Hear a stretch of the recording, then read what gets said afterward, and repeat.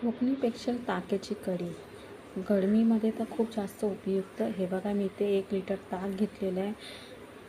इथे हळद, जिरा आणि मिरचीचे काप घेतलेले आहे. आणि हो, हे जे आहे ना, थोडंसं 1 कप आहे ते ह्यामध्ये थोड्याशा अशा गुठळ्या न देता थोडं घालून ना छान फेटून घ्या. इथे माझी मम्मा रेसिपी बनवत आहे. ही खूप छान असते आणि गरमी खूप उत्तम असते, पोटामध्ये थंड पडतं. हे बघा, असं छानपैकी ना ते ढवळून घ्या. 1 कप थोडं टाकून. हे बघा, असं कंडेन्स झालं पाहिजे. गुटळी ह्याच्यामध्ये अजिबात पडायला देऊ नका, ठीक आहे. त्याच्यानंतर इथे मी 2 चमचे तेल घेतलेलं आहे मम्माने, आणि त्यामध्ये जिरं टाकणार आहे, ठीक आहे. फोडणी देत आहे.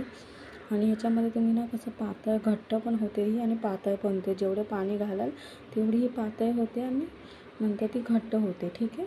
त्यामुळे ही काळजी तुम्ही घ्या. आणि आता ह्यामध्ये मस्तपैकी जिरा टाकलेला आहे, मिरची ह्याच्यामध्ये टाकणार आहोत, ठीक आहे. आणि मस्तपैकी कढीपत्ता जो आहे तो ह्याच्यामध्ये टाकणार आहे.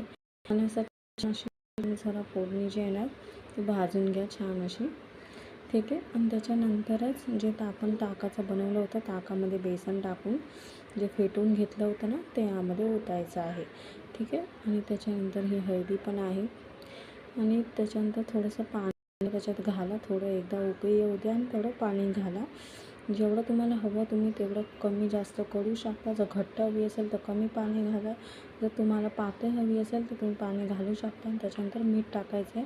आणि ह्याला 1 किंवा 2 उकळी जेव्हा होतील ना, पूर्णपणे घट्ट होईल हे, तेव्हा हे कढी जी आहे ना ती होऊन जाते, ठीक आहे. भाताबरोबर कढी जी आहे ना छान लागते. आमच्या कोकणामध्ये हीच कढी भाताबरोबर आम्ही खातो. त्यामुळे तुम्हाला ही रेसिपी कशी वाटली नक्की सांगा. सबस्क्राईब करा, लाईक करायला विसरू नका. हे बघा, असे बबल असे येतात असे फुगून, ठीक आहे. तेव्हा ही कढी जी आहे ती झालेली आहे आपली. हे बघा, छान अशी घट्ट होते. नवीन असाल तर चॅनलला सबस्क्राईब करायला विसरू नका. मी यामध्ये अजून पाणी ओतत आहे, कारण मला ही थोडीशी अजून पण माझी घट्ट होती. पाणी टाक थोडंसं पातळ व्हायला.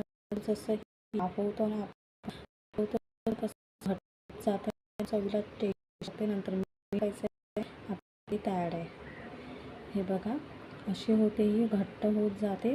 तुम्हाला पातळ हवी असेल त्याच्यामध्ये अजून टाकू शकता, ठीक आहे. हे बघा, झालेली आहे आपली कढी.